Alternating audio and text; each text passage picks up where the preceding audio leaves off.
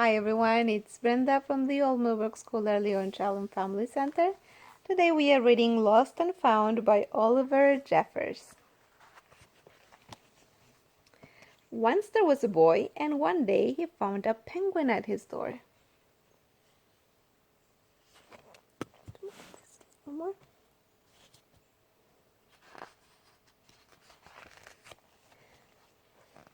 The boy didn't know where it had come from, but it began to follow him everywhere. The penguin looked sad, and the boy thought it must be lost.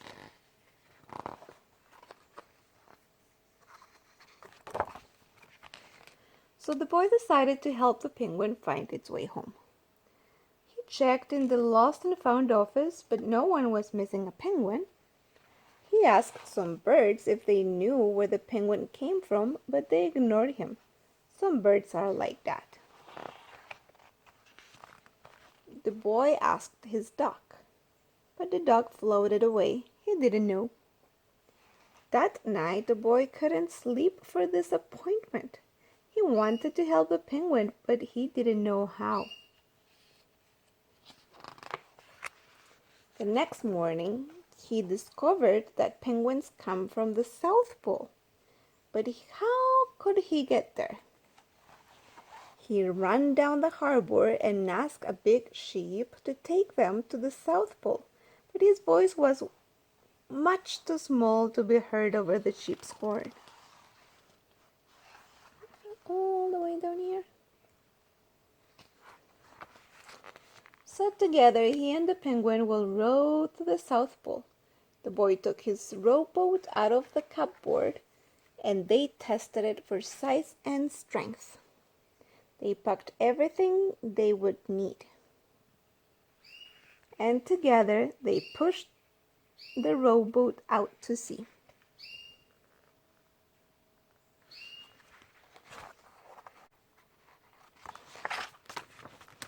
They rowed south for many days and nights, with the boy telling stories all the way.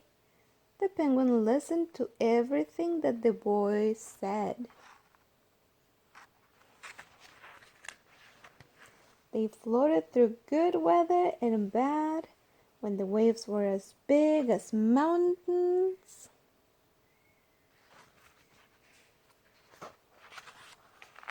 until they came to the South Pole. The boy was delighted, but the penguin said nothing.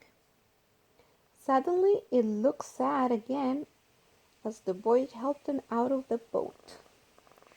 Welcome to the South Pole. The boy said goodbye and floated away. But as he looked back, the penguin looked sadder than ever.